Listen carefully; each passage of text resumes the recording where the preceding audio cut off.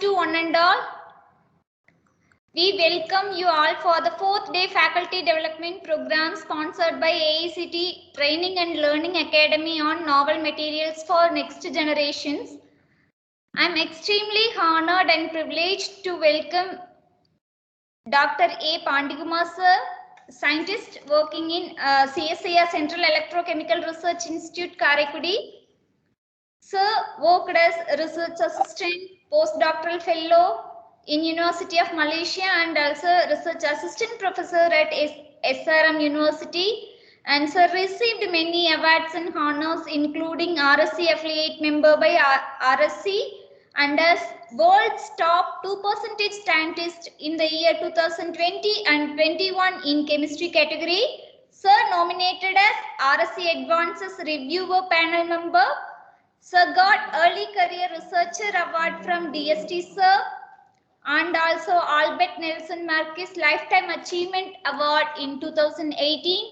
He got Outstanding Reviewer Award from a reputed journal of Photochemistry and Photobiology, Chemistry and International Journal of Hydrogen Energy.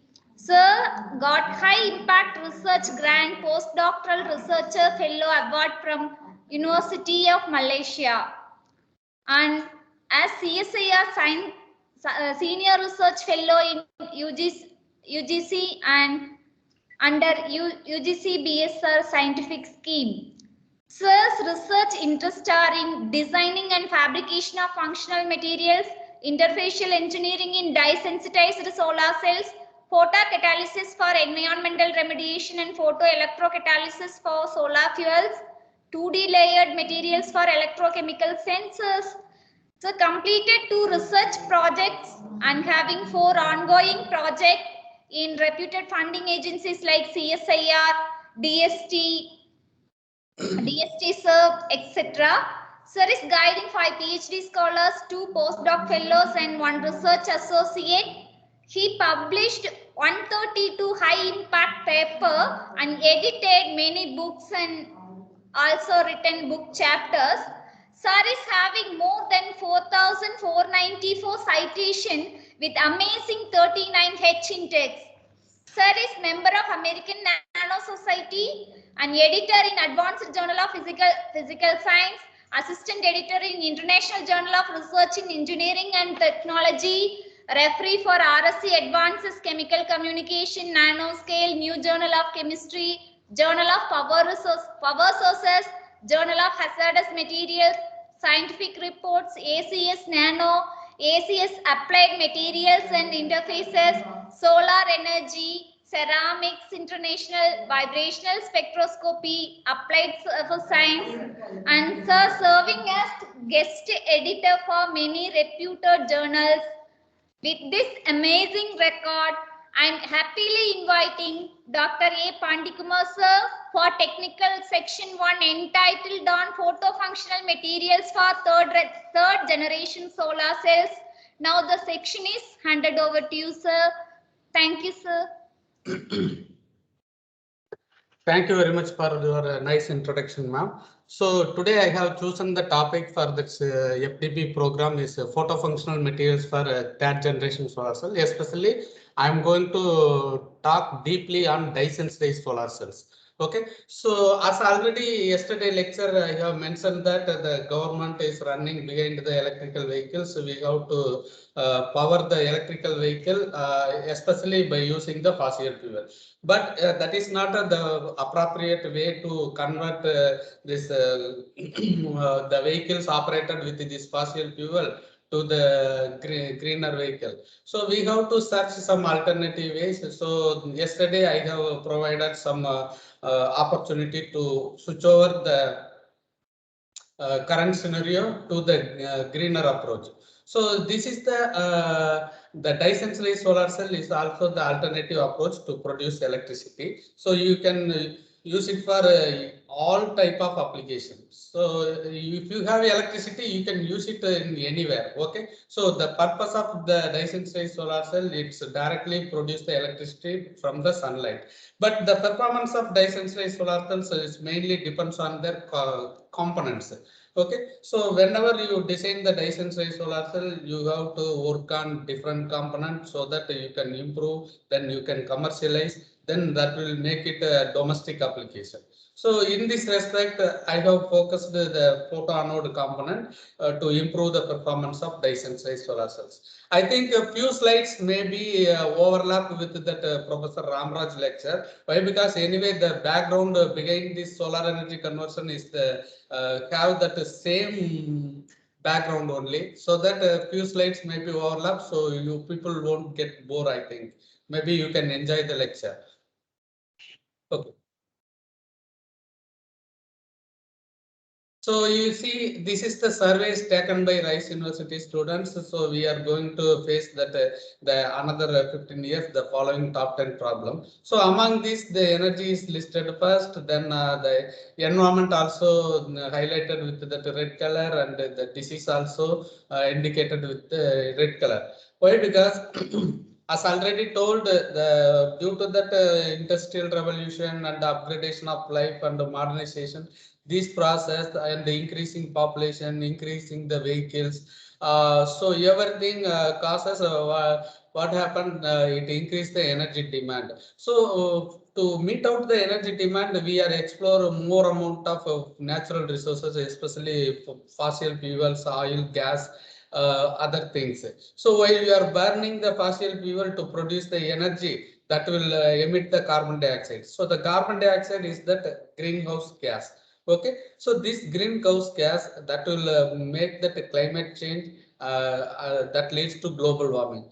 Also, it is a carcinogenic gas that leads to, it produces several diseases. So that's why these three, energy, environment, and disease, all three are highlighted with the red color. Why? Because these three are interlinked together. If you sort out the energy problem by producing the renewable sources, then you can fix the environmental issues. So you can minimize that global warming and reduce that emission of greenhouse gas.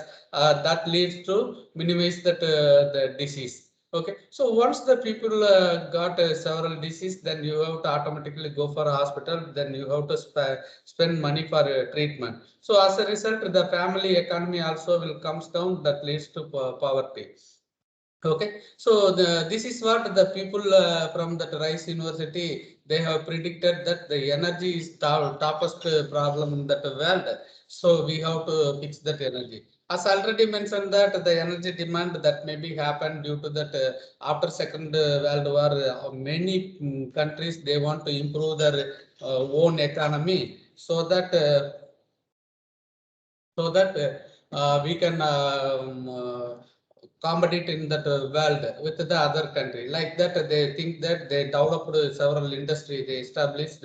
That time they want to supply more amount of energy. That day, so that time itself, the energy demand started. Then later upgradation of life. For example, I was in a childhood, my grandfather and my father also used to go by bull cart. I have seen in many times.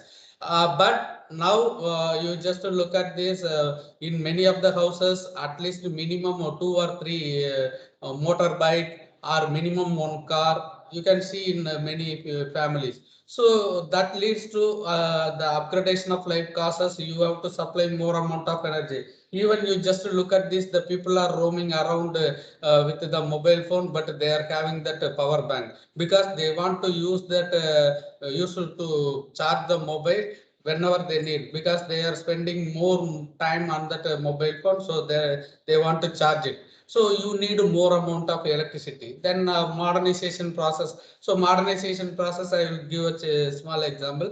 I was in a kid, I went to school. My teacher used to teach by chalk and talk method, but now we have smart classroom, touch screen, then LCD projector, then air conditioned classroom. So this kind of modernization causes you have to supply more amount of energy. Okay, so in that case, the energy demand also happen. Then increasing the population, also consumption of more amount of electricity. So these reasons are behind from the energy demand. Okay, you just look at this. This is the timeline with respect to that production capacity as well as the energy demand by using that fossil fuel. So you just look at this. We are standing almost here, 2021. So now you just see that there is a gap between the energy demand projection and the production capability. So by using this fossil fuel, okay. So with respect to time in 2030, if you look at this energy production capability from this fossil fuel, this will be more. So to fulfill this gap, we just ignore the fossil fuel. We have to seek that alternative energy sources to meet this the energy gap between the production capability and the future energy demand. So that is the important thing. So I just give few examples. Normally, the energy can produced from that conventional method like coal, nuclear power, oil, and gas. So you just look at this. If you burn the coal, oil, or gas, it will emit carbon dioxide that leads to greenhouse effect. So that makes global warming, then climate change, then that is carcinogenic to the human beings. Then if you look at this nuclear power, if there is any accident is happen, then another 100 year, 200 year, the surrounded place is not suitable for the human beings. Then the one more energy source also the thermal power. So the thermal power station normally it is located near that where that water source is good. There only it is situated. So while they produce electricity, they will discharge too much of water to that water source. So the temperature will be totally different. That discharged water that will affect the aquatic environment. Then that will create the chemical oxygen demand and many physiochemical properties of the water sources. So that water may not suitable for domestic purpose. Then you cannot use for that agricultural purpose also. So that is the drawback in that thermal power. So other than this, I have listed out the very few as already explained yesterday. So the water turbine, wind turbine, photovoltaics, biomass, the title, so many the renewable sources is there. I just listed very few. Because I just want to convey the photovoltaics is the best technology when compared with the other renewable technology. Why? Because you just look at this water turbine, wherever you have that water source, you can install the water turbine. Likewise, wherever you have very good wind flow, there only you can install it. But I want electricity in Karaikudi, so that energy produced through the water turbine and wind turbine that will be transported through the grid. So actual cost for producing this water turbine, we may assume that 1 rupee, but after the transportation, I will get it for the 20 rupees. So then if I look at this energy produced from this fossil fuel, this energy produced from this renewable energy source is more expensive. Okay, so that will be the big challenge in this different renewable energy source. But alternatively, if you look at the solar cells, the India is a earth abundant, sunlight abundant country. So the solar energy is available everywhere. Then you just install that one solar panel in the rooftop. What are the electricity you need? You can get it. Okay, so that's why this photovoltaics is having the merit over the other techniques. Okay, so why we have to utilize this solar energy? Because the solar energy has that huge amount of energy. Among the huge amount of energy, the 1000 terawatt of energy is available over the landscape of this earth. But the humankind that will be utilized that only 13 terawatt of energy. Suppose if we utilize that 1000 terawatt of energy, then we can meet out our energy demand and we can reserve the energy for that the another 1 or 2 years. Okay, so normally the per day the energy strike over the landscape of this earth, that energy is equal to 350 nuclear power plant. So that's why we have to consider this solar energy. Especially you just look at this solar spectrum. So if you seriously look at this solar spectrum, it have a 5 to 6% of UV light and 46% of visible light and 49% of IR radiation. Okay, so based on utilization of the portion or different portion of solar energy spectrum, then the application and harvesting things also totally different. I will tell you. So if you look at this, if you use 6% of UV light, you can use it in a solar panel, then you can produce electricity. So far the 22% maximum efficiency is achieved in this solar cells. Likewise, if you use that IR radiation, then it can the solar energy you can convert it into thermal energy. If you go outside and exposed to the sunlight, you feel very hot. Why? You know the IR radiation causes it produce the heat. That heat energy is transferred with the thermal energy. Then that will be used for several domestic applications. Especially you can see the solar water heater, solar dryer, solar cooker, then solar distillation for water purification. So many applications you can use from this solar energy, especially in that IR region of this solar spectrum. Then if you use that solar energy in the visible region, then the solar energy is converted as a chemical energy. Okay, so there you can store the solar energy into the chemical bond. Especially yesterday I have showed that the visible light photon that will be used to produce the value added product like a conversion of carbon dioxide into methane, formic acid, methanol. Then you can use it for nitrogen fixation to produce ammonia. Then you can use this solar visible light photon to split the water and produce hydrogen. Okay, so likewise this visible light photons are most important. So this will be is a promising method. You can store that visible photon into the chemical bonds. Okay, so based on utilization of the region of the solar spectrum, if you use UV radiation, you can be able to produce electricity. If you use IR radiation, you can use thermal energy. You can produce thermal energy. If you use visible photon, then you can store the visible photon into chemical bonds. Especially you can produce the value added chemicals and fuels. Also, this visible photon also used to produce electricity. So that I will explain that in this presentation. Why? Because these silicon panels are that will more often used to harvest only UV light. But the disensory solar cell that will utilize the 46% of visible light. I will explain how it will be work. Okay. So, what is the key idea behind this solar energy conversion? So, the key idea behind this solar energy conversion is gifted by the God. You just look at the nature. So, if you look at a plant or a tree, whatever it may be, so that plant that will take the water from the ground, then it uptake the carbon dioxide from the atmosphere. In the presence of sunlight, it produces the sugars, that is carbohydrate. Then that is solar energy stored in the form of chemical bonds. Okay, then the byproduct that will release from this plant, that will be water as well as oxygen. Okay, so this is the basic idea behind this solar energy conversion. So this is gifted by nature as well as God. Okay. But by experimentally, there is a scientist, Edmund Becquerel. He only did this, proved by experimentally in the first time, especially some 182 years ago. He just take that metal plate, especially platinum, gold, or silver, whatever the metal electrode. Then there is a another electrode that is coated with metal halide, especially silver halides. Then we dip into that electrolyte solution. That electrolyte solution, that may be a acid or base or neutral solution, whatever it may be.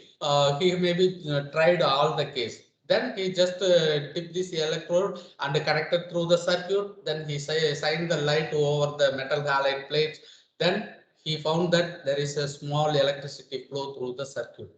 Okay, so this is the first invention in that solar energy conversion for the production of electricity. So after that, there is a huge development. Then the people think that especially the solar energy conversion is caused by that the molecule present in that plant or tree leaves. So that is chlorophyll. So this chlorophyll is responsible for this photosynthesis. Then the people try to synthesize this chlorophyll and use it for light harvesting assembly. Also, they have used phthalocyanine, porphyrin, Evans blue, eosin yellow. So several molecules they have developed and used for light harvesting application. But they are able to produce the electricity, but they are unable to achieve the benchmark efficiency. Then they later the concept of material science, the nanotechnology that is introduced. Then the people they have switched over to from the molecules and they have switched over to the materials. Especially they used several functional materials, especially metal oxide, carbon nanotube, graphene, metal oxide framework, then graphitic carbon nitride, then oxide perovskite. They have explored several materials and they have achieved benchmark efficiency, especially in that solar energy conversion, either in solar cell or in photoelectrochemistry or photocatalysis, whatever any light harvesting assembly, they have achieved benchmark efficiency after switch over this one. So once that materials is dominated during that period, actually these three scientists they are dominated in that field. Especially yesterday I mentioned that the Honda Fujishima in the year of 1972, they together they have developed Honda Fujishima photoelectrochemical cell. So that cell used to produce the electricity and hydrogen and oxygen simultaneously. So this cell consists of the anode chamber as well as cathode chamber. So the anode consists of the semiconductor metal oxide electrode and the cathode consists of the platinum electrode. So this will be connected through the circuit. Then in between there is a proton exchange membrane. Then they have shined the light over the semiconductor surface. It will undergo charge separation and it produces the holes at the valence band and the electrons are moved through the circuit. Then the holes are oxidized the water, then it produces oxygen. So that oxygen is collected through the burette. Then the protons are moved through the proton exchange membrane and reaches the counter electrode. Then the counter electrode reduces the proton and it liberate the hydrogen. So this is the Honda Fujishima photoelectrochemical cell. So, so the other concept, the Michael Gratzel, he introduced the concept of dye-sensitized solar cell. He also take that semiconductor material. Then he added a visible light absorbing dye molecule over the surface. Then he developed the device that we call it as a dye-sensitized solar cells. Then later, actually the PV Kamath, he is an Indian living in the US, but actually he is not developing the concept of quantum dot solar cell, but he contributed significantly in that quantum dot solar cell. Actually here also he just replaced that dye molecule with this quantum dot, then the quantum dot acts as a sensitizer, then the concept become quantum dot solar cells. So other than this quantum dot solar cell, there is a plenty of light harvesting devices like perovskite solar cells. So that also a kind of solar cell. Then polymer solar cell, then organic photovoltaics, bulk heterojunction solar cell. So many solar cells are there. So I am not listed here. I just listed very few. My focus in this presentation, I am going to talk about detail about dye-sensitized solar cells. Okay. So let me see what is dye-sensitized solar cell. So the dye-sensitized solar cell is a device which is used to convert the solar energy into electrical energy with the light absorber sensitizer. Okay, so in the year of 1991, the Michael Gratzel reported 12% efficiency in that diffused sunlight. After this topic become a more emerging subject. So after that, the people are start to work on this dye-sensitized solar cell to meet out our future energy demand. Especially in the year 2015, the Japanese group Kenji group, they have achieved world highest efficiency, benchmark efficiency of 14.3% power conversion efficiency with that 91% of incident photon to current conversion efficiency.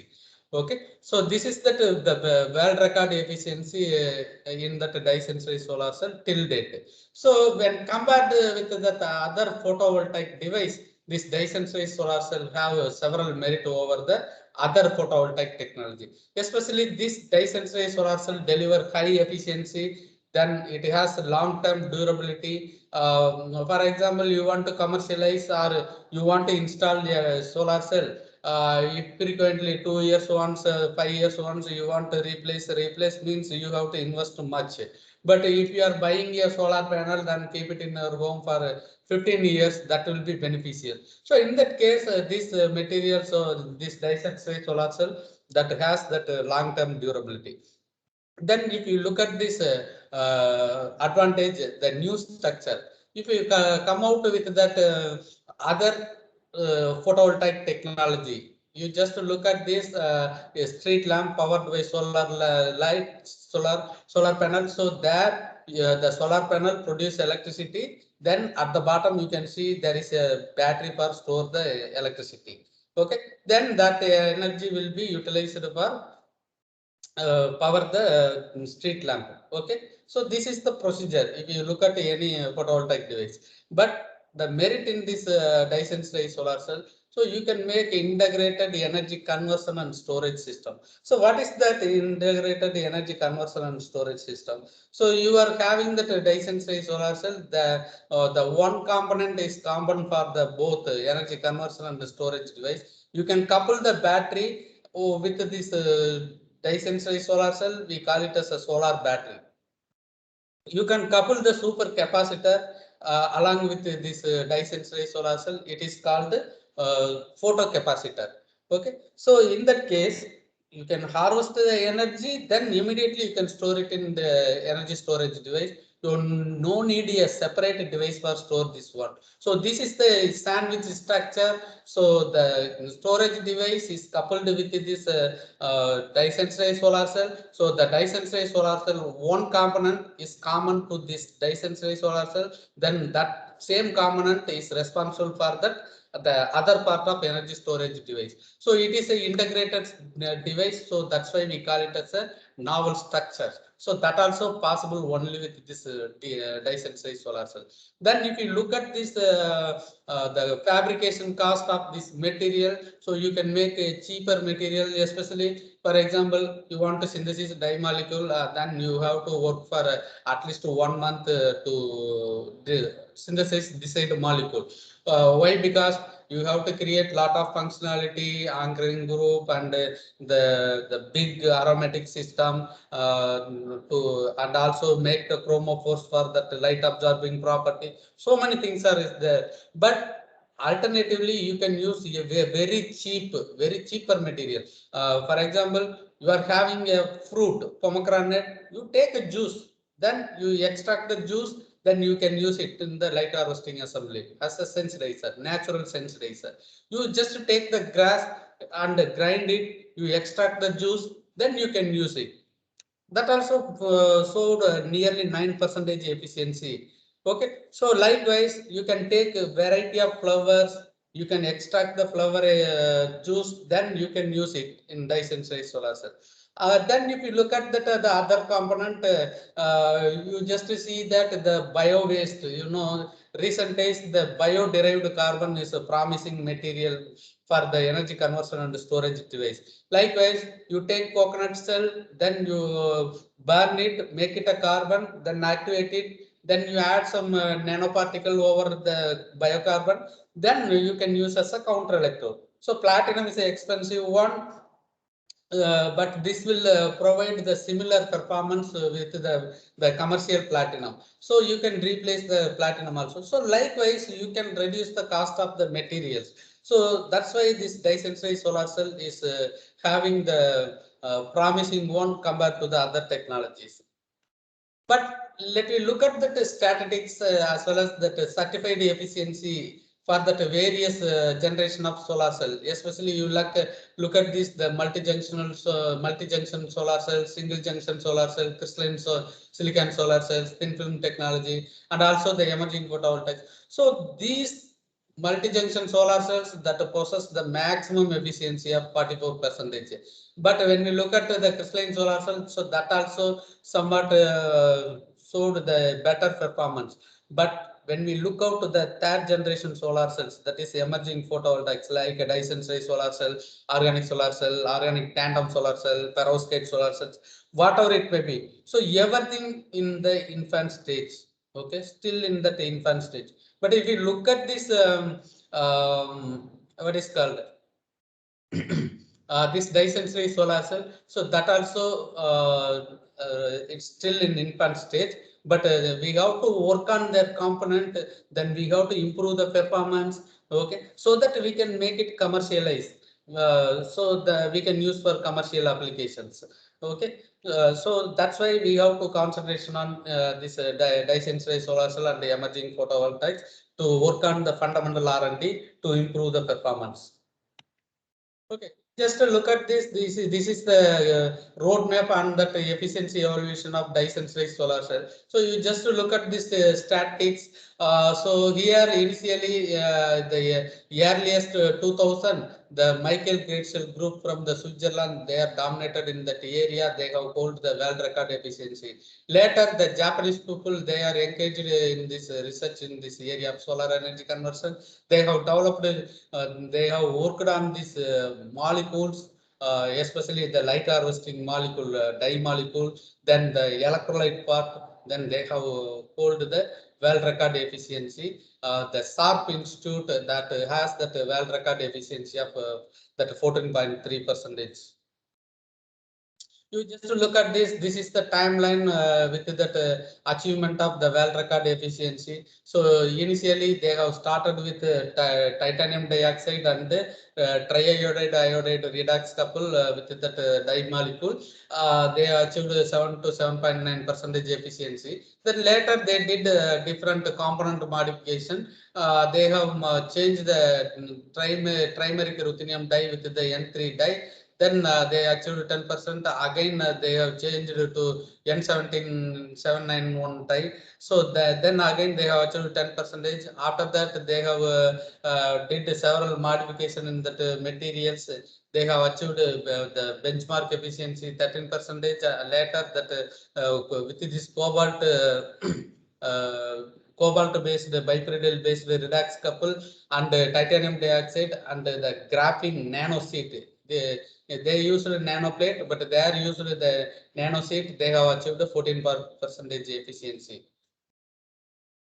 So now let me see that the structure of Dyson Ray solar cell. So this is the structure of Dyson Ray solar cell. So that's Dyson Ray solar cells that have 5 different components. Especially the first component is that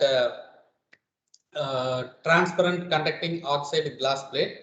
The second component is that wide bandgap semiconductor. We call it as a photoanode. Then the third component is a dye.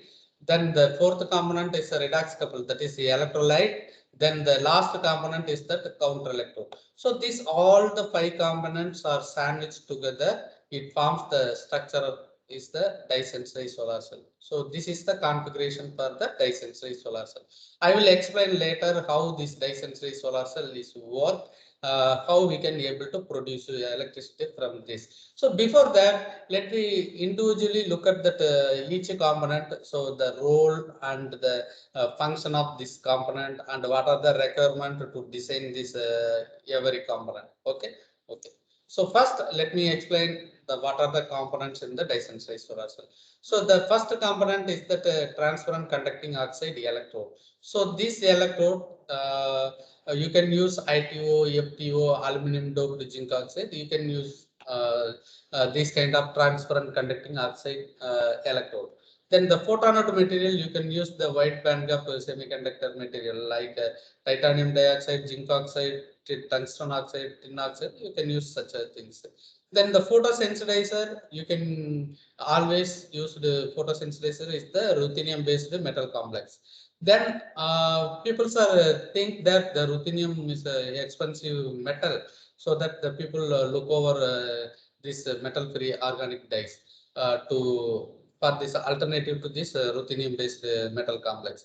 Especially, as already mentioned that you can use cheaper dye. You can extract the dyes from the nature, fruit, flower, then vegetables, then leaves, whatever it may be. You can extract the juice from those natural resources, then you can use it. Then the electrolyte. The most commonly used electrolyte is iodine-based redox couple. Sometimes if you are using this, what is called this dye molecule, that the potential range is not reliable for this iodine-based this one. Then if that energy level mismatch case, you can go with the bromine-based redox couple. But the most commonly used electrolyte, this one. But recently, this cobalt-based bipyridine complex that will also employed in Dyson solar cell. So with this redox couple, the people have achieved that benchmark performance and well record efficiency in that Dyson solar cell. The final component is that the counter electrode, the most efficient and mostly employed counter electrode material is that platinum. But the people feel that the platinum is more expensive, so they have look over this carbon-based material. As already told, even you can use that bio-waste derived carbon that also have that promising performance in dye-sensitized solar cell. Then you can use graphene, graphite, then carbon nanotube, then the metal nitrides, metal carbides, you can use it. So that also potential alternative materials for this counter electrode material. Okay, so we have seen that some of the examples for that each component. Then let me go with that individual components. So as already told, there is a one component. This is, we call it as a photoanode. So the photoanode is that the photoanode have the function like it acts as a matrix to anchor the dye molecule. Then it receives the electron from the dye molecule and it transfer to the current collector. That is the transparent conducting oxide film. So this is the role of this photoanode. So while we are designing the photoanode, you have to remember this requirement. Okay, so especially the large surface area, porosity, stability of the film, rapid interfacial charge transfer, good light absorption capability, less charge recombination rate, and able to tune the band gap. So you have to remember this requirement. Why you need a large surface area and porosity? If you have large surface area, then porous, through the porous, this dye molecule can penetrate, and this large surface area can accommodate more amount of dye molecule. As a result, you can increase that open circuit voltage.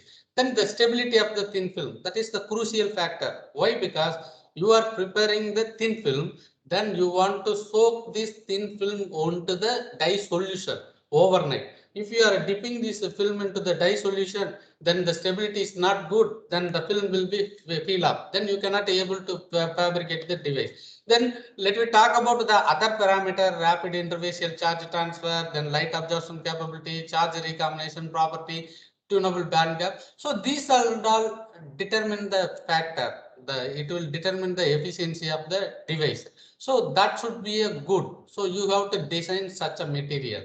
Okay, so that device will be perform better. Okay, so this is one factor.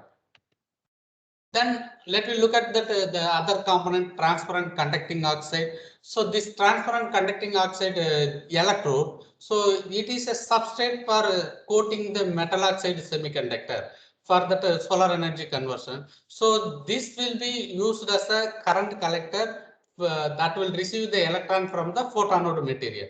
Okay, so here you just look at this. This should not absorb any incident photon.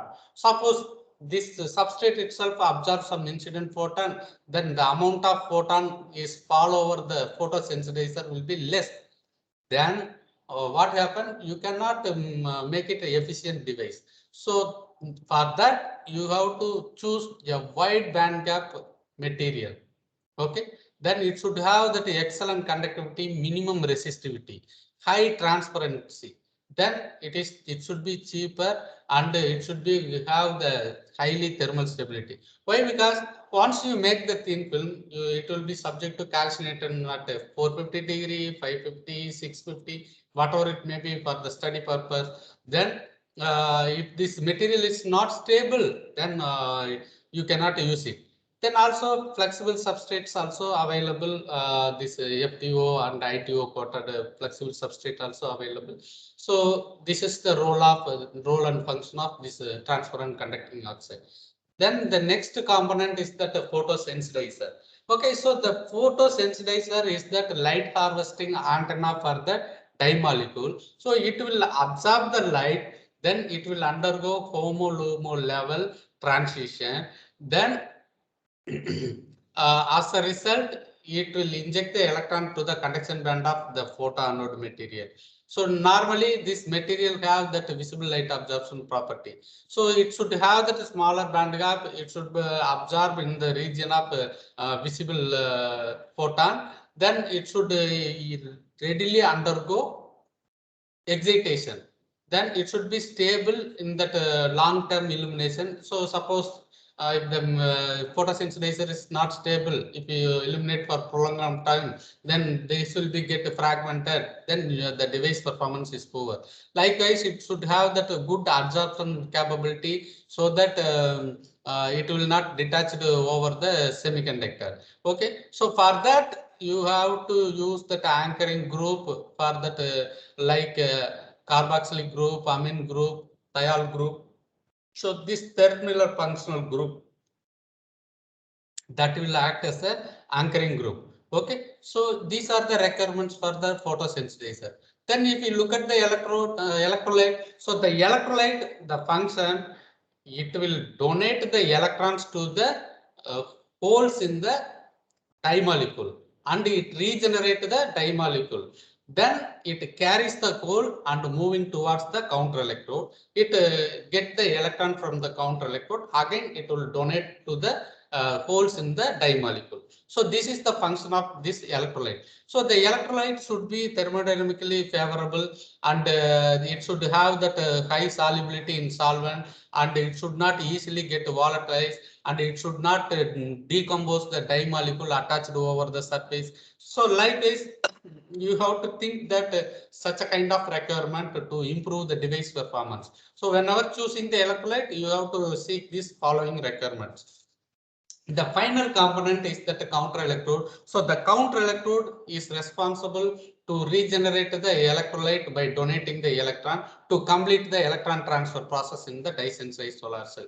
Once this process is completed, then only you can be able to produce the electricity. So as I already mentioned, that the platinum is the most commonly used electrode. Then but the people think that the platinum is more expensive, so the people they have used alternative materials, as already mentioned, that carbon based material like graphene, graphite, carbon nanotube, conducting polymers, then metals, alloy, metal nitrides, metal carbide, metal chalcogenides. They have used a wide range of material for this to replace this platinum. So the main requirement, you should have that very less charge transfer resistance. It should have high conducting capacity. It should have that very good electrocatalytic activity. It is stable. It should be stable. Why? Because that electrolyte is highly corrosive. So it should not be get corroded. So you have to remember those things. Okay. So this is the way you can choose that counter electrode. This is the function of this counter electrode.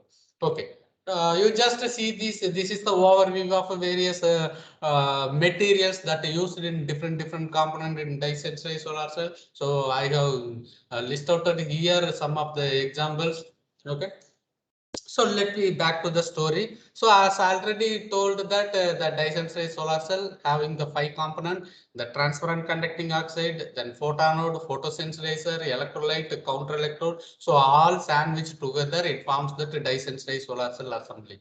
Okay. So now I will tell you how we can fabricate this disensitized solar cell in our laboratory, or you want to fabricate, you also learn that how to fabricate disensitized solar cell, then how it is works, how we can produce electricity from this disensitized solar cell. So I will just show a small video so that you people can realize that what's happened exactly within the device.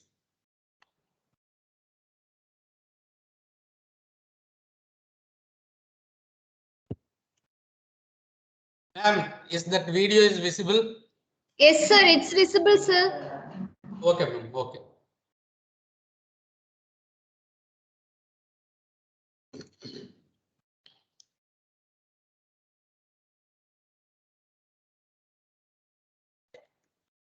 Sir, it's not playing. Yeah, I am going to play. Yeah, I'll sir. just Okay, take thank some you. water. Okay. Okay, no issue. Okay. So as already mentioned that you want to fabricate disensitized solar cell, you need a transparent conducting oxide plate. So you just take a piece of 2 piece of conducting oxide glass plate. Then you check the conducting side. Okay. So the conducting side should be exposed towards the top. Then later you just think that how much active area you want to produce, you want to make it the device. So you just expose that area, then the rest of the area you mask with the scotch tape. So I just want to make the device 1 centimeter square. I want to make the device. So I just expose that 1 centimeter square. Then the rest of the area I just masked. Then later I have prepared a wide bandgap semiconductor like the titanium dioxide. Then I have my own methodology. Then I make it the viscous paste. So the detailed procedures is available. I will give some of the references. Okay, then you apply the paste over the exposed area, then it will be subject to the Dr. Blade method. Then you can prepare the thin film. Then after that, you remove the tape, allow to air dry, then subject to the calcination at a 450 degree, you will get a stable thin film. As already mentioned in the photonode requirement, the thin film should be highly stable so that while you are dipping into the solution, it will not get peel off. Okay. I just apply the paste over the surface. Then this is the Dr. Blade method. You just take the glass rod, then you wipe gently. You will get a uniform film. You will get a uniform film, which I already shown in the figure while we are discussing that photonode component.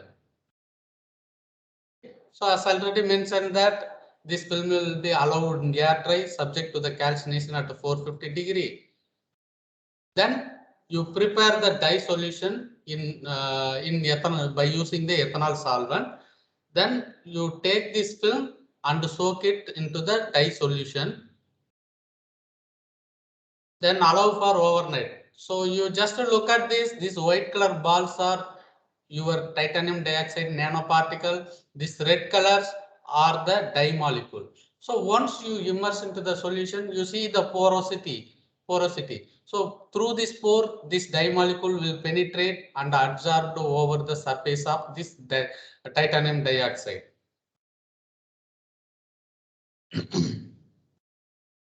Okay, I've already mentioned that while you are choosing the dye molecule, you need anchoring group so that this dye molecule efficiently absorbed over the surface. You just see this carboxylic group that will extend the anchoring over the surface of this titanium dioxide.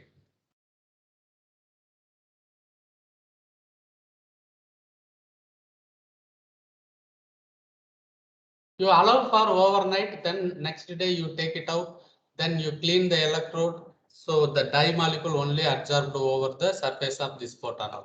Then you take the another piece of glass plate, transparent conducting oxide, check the conducting side. Then you coat that counter electrode material over this one. So there is a plenty of technology, electrode deposition method or electrode deposition method, chemical vapor deposition, thermal pyrolysis. So many methods are available to prepare the counter electrode. So now I am coating the counter electrode over the surface. You have to make the hole for filling the electrolyte. So now we have prepared the counter electrode. So while you are sandwiching, you add some gasket here so that it will avoid the short circuit. Okay. Otherwise, if the both electrode directly contact together, you are unable to get anything. So for the precaution, we are adding the gasket here. Then sandwich together, heat it for some time. The gasket will be get melt. Then both the electrode will stick together. Now you take the iodide based redox couple, you fill it over the through the hole. Once it fill it, then wipe the excess electrode and make it seal. Now your device is ready. Yes. So the Dyson Sphere solar cell is ready. Then you put it in the sunlight outside. Then see what happened inside.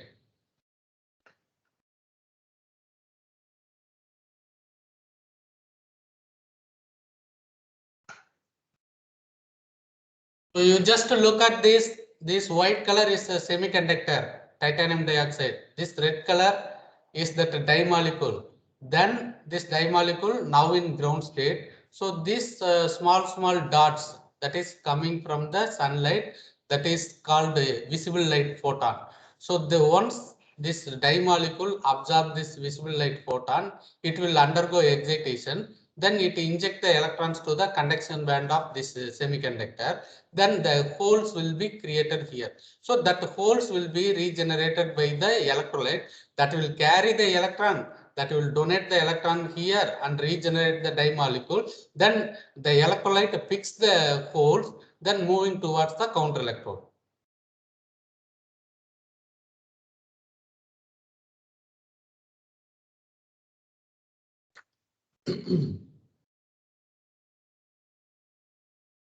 So now you see the process.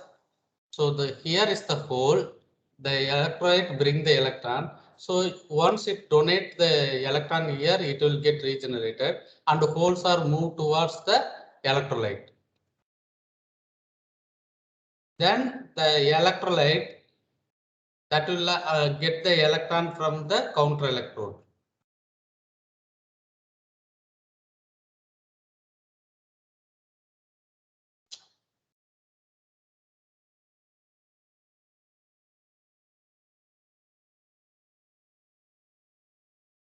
So now you just look at this. This electrolyte is moving towards the counter electrode. This counter electrode will supply the electron. It replace the holes. Then this electrolyte again carry the electron. Then the process is continuous. Then you are getting the electricity continuously. You just look at this.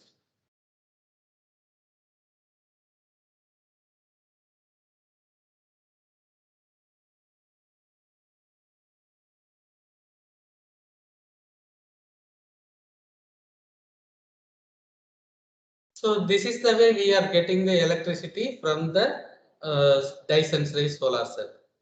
So that's all about that fabrication method as well as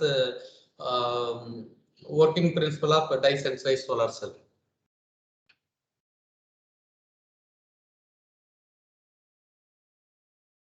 So let me back to the original story. Is the slides are visible, ma'am? Yes, sir, it's visible, sir. Okay, ma'am. Okay, I will continue. So let me back to the original story. So now you have seen that what are the components involved in that fabricating the Dyson Sphere solar cell, the roles and function and the requirement, the fabrication method and working principle, everything. In India as well as in around the world, several groups they are working on Dyson Sphere solar cells, but all of them they are unable to achieve they are unable to come out with that very good solar energy conversion efficiency. Why? Because we have seen that several processes takes place within the dye-sensitive solar cell.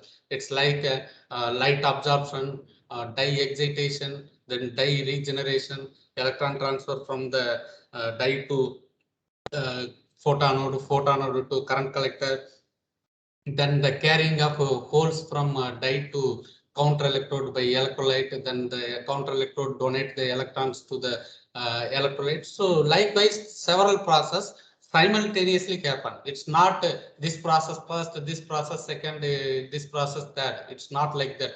Simultaneously, all the process happen. That's why it's all you are able to get the electricity. Okay. So as already mentioned that many people they are working on dye-sensitive solar cell, they are unable to achieve the proper efficiency, but all the fabricated devices are unable to work. Why? Because due to this energetic loss in dye-sensitive solar cells. Okay, so this is that charge transfer dynamics of this dye-sensitive solar cell. So here you just look at this, as already mentioned that many people many process simultaneously takes place within this device. Okay, here you just look at this the dye excitation that will be takes place in that nanosecond, then the electron injection from the excited state dye molecule to the current collector, that is that photonode, that will happen in picosecond. So here it's a nanosecond, but here is the picosecond. Then there is a probability after injecting electron, the dye has holes. So these electrons in this conduction band of titanium dioxide, that may be recombined with these holes in the dye molecule. There is a possibility. So that will happen in that microsecond to millisecond. Then again, these holes may be regenerated by the electrolyte, but the electrolyte is carrying the hole and moving towards that counter electrode. There is a possibility this conduction band electron can be combined with this that may be happen in that millisecond to second. But that regeneration process of this dye molecule by the electrolyte, that will happen in that microsecond. But this electrons in the conduction band of this titanium dioxide, that will move towards the current collector, that is the transparent conducting oxide electrode, FTO or ITO. So that will happen in that millisecond to second. So the electron injection process that was happen in that picosecond scale. So that means lot of electrons are injected. So all the electron will be accumulated on the surface of the conduction band. So, but here that the conduction band is allowed only millisecond to second only, allowing the charge transfer between the current collector and the conduction band. So that time majority of the electrons are accumulated in the conduction band. Then as a result, what happen? There is a recombination between the holes in the dye molecule or holes in the electrolyte. Okay, so here the charge recombination is the main culprit that will affect the device performance. Okay, so if you sort out this charge recombination process, then you can easily come out with the efficient dye-sensitive solar cells. So for that, there is several alternative strategies like introduction of a nanostructure, adding the light scattering layer, making composite doping, interfacial engineering, titanium tetrachloride treatment. So likewise, several methodologies they are adopted. So among that, you just look at this. If you do titanium tetrachloride treatment, you can get a porous structure. You can improve the loading of this one dye molecule. Likewise, if you are using the nanoparticle, then it is a more porous.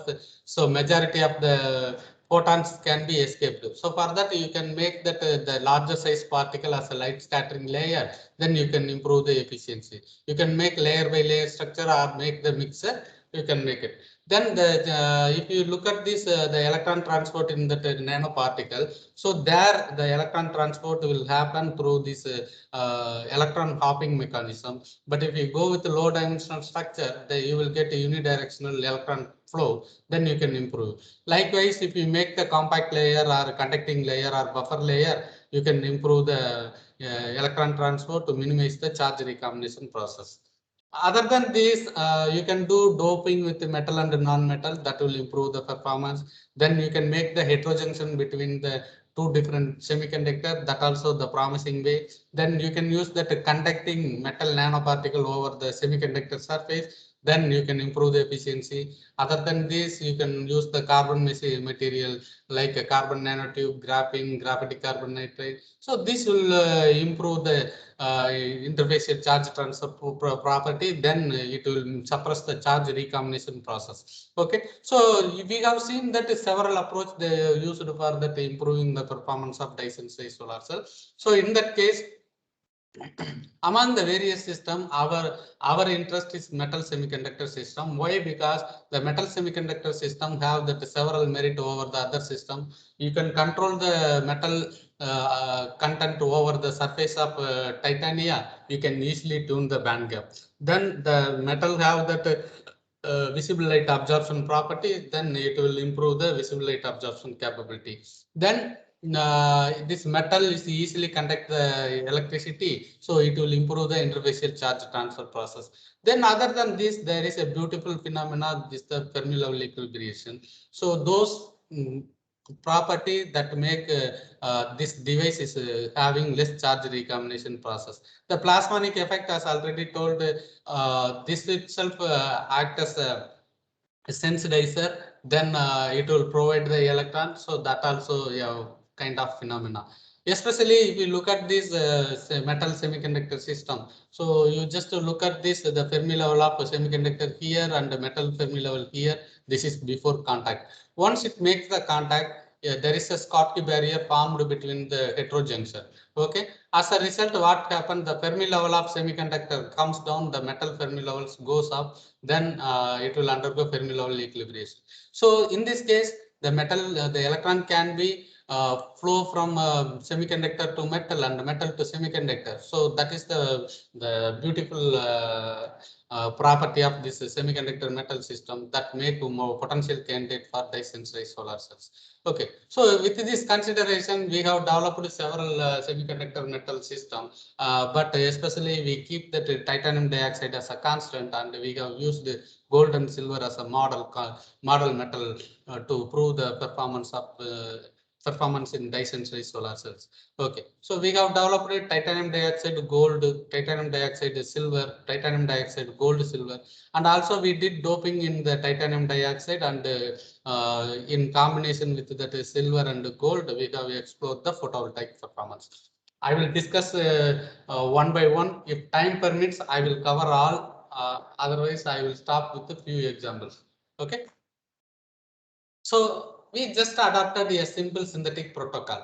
Okay, what is that? Okay, we just take that the commercially available P25 titanium dioxide, that is particle size around 25 nanometer, that is dispersed into the water. Then later we have added metal precursor. Suppose I want titanium dioxide silver, then I add a silver precursor. Suppose I want gold, then I will add a gold precursor. Suppose I want bimetal, then I will do bimetal, both the precursor. Then we have introduced the precursor into the solution, then stirred for some time, then we have added the reducing agent, sodium borohydride. Then finally we got the desired material. Okay, so in that case, you just look at this. I have done doping. For example, I want to do nitrogen doping. I have used precursor as a urea that will mix with the titanium dioxide and calcinated for some time. Then you will get nitrogen doped titanium dioxide. Suppose you want nitrogen and sulfur co-doped titanium dioxide, you can use thiourea as a source for nitrogen and sulfur.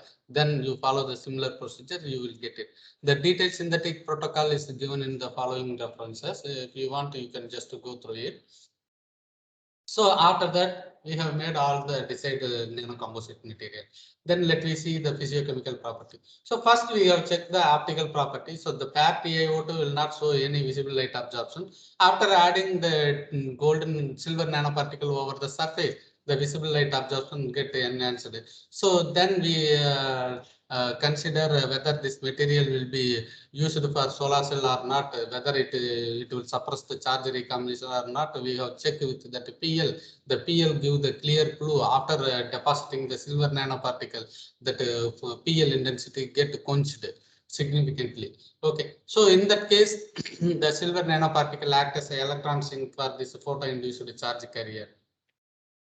Then we have done the morphological studies. So this is the TEM image of the titanium dioxide, and this is that TEM image of titanium dioxide silver nanoparticle. You can see the silver nanoparticles are decorated over the surface of titanium dioxide. So this is the physical appearance of prepared material. So you just look at this while we are wearing the content in the silver, the color also change. And the mapping also confirm the presence of silver over TiO2. So these colors due to the titanium, oxygen, and silver. So we have confirmed the absence of other elements in that composite. The XPS is clearly revealed that the silver in that metallic state, not in that Ag plus state, +1 oxidation state. Okay, so with this confirmation, we have used this material for device fabrication. Then we have tested the device for that IV characteristic. So here you can look at this. This is the IV curve obtained for the titanium dioxide. After adding the silver nanoparticle, there is an increase in that short circuit current. Further, if we increase that silver loading, it goes to that maximum.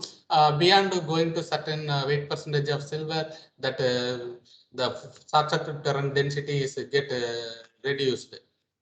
So this is that summary of photovoltaic parameters obtained for that various weight percentage of silver over TiO2. So when we talk about the bare TiO2, it shows 2.5%. After loading 2.5% of this silver, so we got 4.86%, nearly almost double. If we go beyond that excess amount of this silver, there is a reduction in the efficiency. Also, you just look at this. This may be due to that if you add more amount of silver precursor in that during the synthesis, it will form freestanding silver nanoparticle that will be easily corroded to the redox couple, and also have that limited interaction of this dye molecule over the TiO2 surface. So these are all the reason for decreasing the efficiency. The next system we have deposit the gold over the TiO2. So we have measured the band gap also. After adding this metal, that will reduce the band gap also little bit. Then you can see it enhance the visible light absorption. Then also we have checked that PL intensity while we are adding the gold nanoparticle, the PL intensity get quenched. So that means it suppresses the charge recombination process. So it will be beneficial for dye-sensitized solar cell. Then also we have recorded the morphological studies. So you can see this is the bare TiO2. This is after adding gold nanoparticle. This is the TEM image. So it clearly shows that gold nanoparticle decorated over the surface. Then the elemental mapping also confirm the presence of titanium, oxygen, and gold also in the material. So here you just look at this. This is the physical appearance of the various gold weight percentage in the TiO2. Then again, we have confirmed that metallic state of gold nanoparticle by using the XPS analysis. So the XPS analysis, gold not in the Ag3 plus, gold in 0 state. Then we have used this material for fabrication of this dye-sensitized solar cell. Then we have looked at this. The bare TiO2 shows that nearly 6. Around 6.5 milliampere per centimeter square short circuit current. After adding the gold nanoparticle, the short circuit current goes up to 17 milliampere per centimeter square. Then later excess addition causes a decrease in that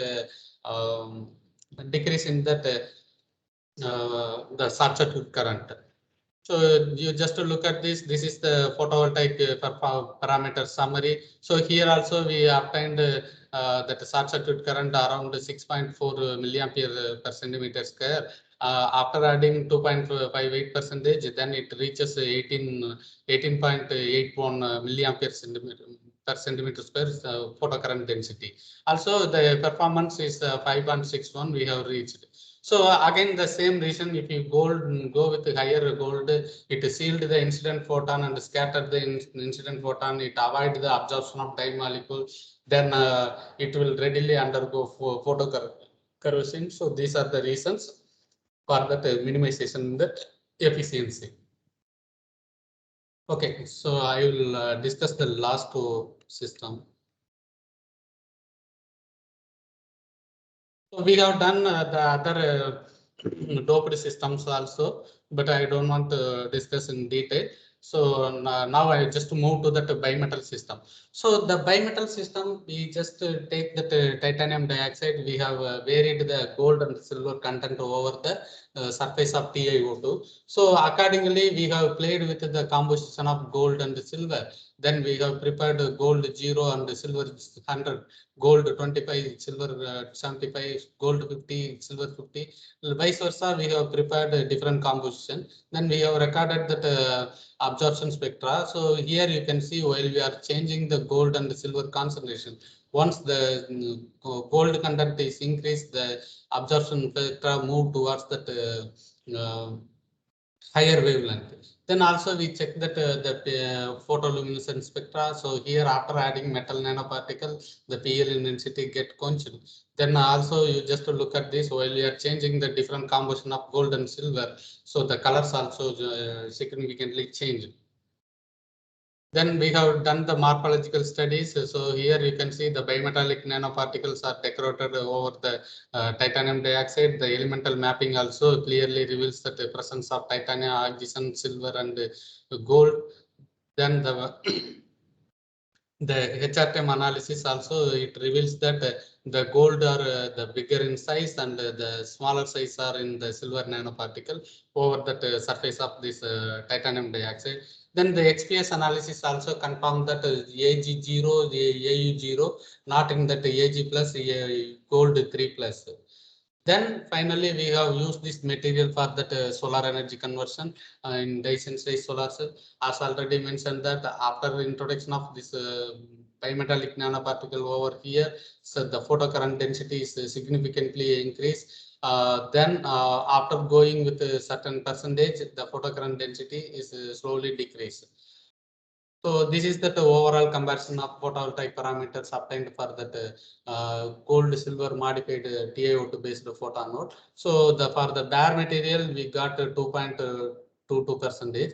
But if you use the silver, in this case we just attained 2.8%. If we go with the gold, 4.26%. But if you use the 25% of silver with gold, then we have reached nearly 10%. Also, we have compared with that our fabrication method along with that other reported bimetal based dye-sensitized solar cell. So in the bimetal system, ours is that so far the best performance. So this is the summary of various systems we have studied. So from that, the best performance are compiled in this one. So we have done several modification in systematic way, and we have end up with this 9.5%. So this is the roadmap on achieving the nearly 10% efficiency in dye-sensitized solar cells with our lab facility and our own fabrication methodology. So we start with 2.57 with the titanium dioxide, and we did systematic modification with the silver and gold and doping with the nitrogen and doping with the nitrogen and sulfur. Finally, we add the bimetal and we reached 9.54% efficiency. So in that case, as already mentioned that we are using the commercially available TiO2. So in the nanoparticle, the electron transport is a hopping mechanism. So the electron transport is still very slow. So to improve this one, our student now focused to work on the one-dimensional structure. So that one-dimensional structure will provide that unidirectional electron flow, so that we can efficiently improve the efficiency of this device. So this is my student is demonstrating her skill in our CSR Foundation Day that will be open for public. So for that, she is demonstrating that the device what she fabricated, everything. So my students, they are showing their what is they made that large area device that they have demonstrated to me, as well as it is demonstrated to the public during the foundation day. So this is some of the news clip about our invention and the development in that area of Dyson solar cell. So these are the what are the work I have discussed here and the fundamentals I have given in this presentation. So this is already published in these papers. So you want to learn more about fundamental, you just to go through this book. This book is edited by myself and Professor Ramraj. So you will get more fundamentals about solar cell. You want to study more on this material aspect for that improvement in that Dyson solar cell, you can refer this book. Okay, so today's take home message, we just switch over from this fossil fuel based energy source to the photovoltaics based technology and the hydrogen based technology for that to meet out energy demand in future. So this is the take home message. With this, thank you for your attention. Thank you very much.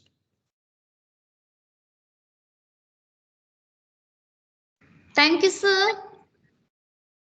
So some Thank you, of the ma'am. questions are posted in the chat box.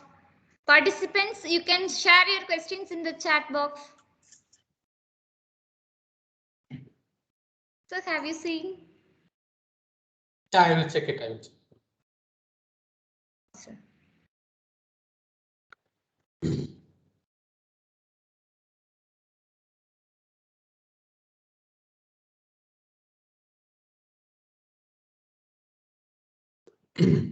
How urea, thiourea ensures nitrogen and sulfur doping in the composite? Do they get cleaved on introducing into them the medium? Introducing into the medium. Actually, if you take that urea, you grind it with titanium dioxide, and it will be subject to that calcination. That calcination leads to create some defect. So that defect site, this nitrogen and the sulfur will be get accommodated.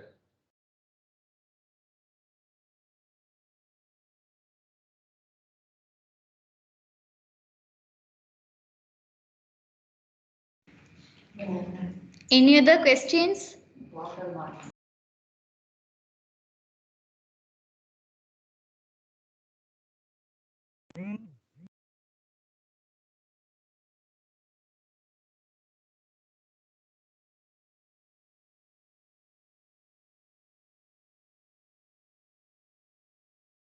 Can we use organic molecules capped nanoparticles for solar cells?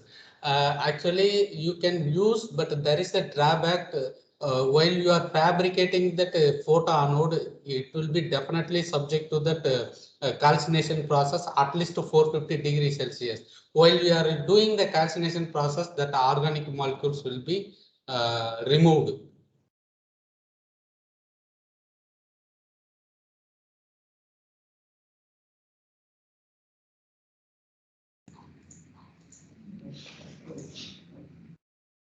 Participants, any other questions?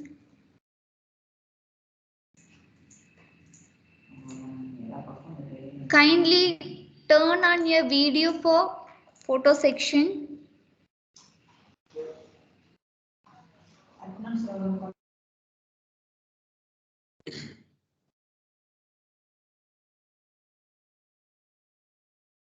But you can try any other low temperature fabrication method. I think you can choose some electrochemical deposition method. Then you can do that low temperature calcination process. But in that case, you cannot fabricate the wide band gap semiconductor. Suppose the narrow band gap semiconductor, that will be possible for fabricating.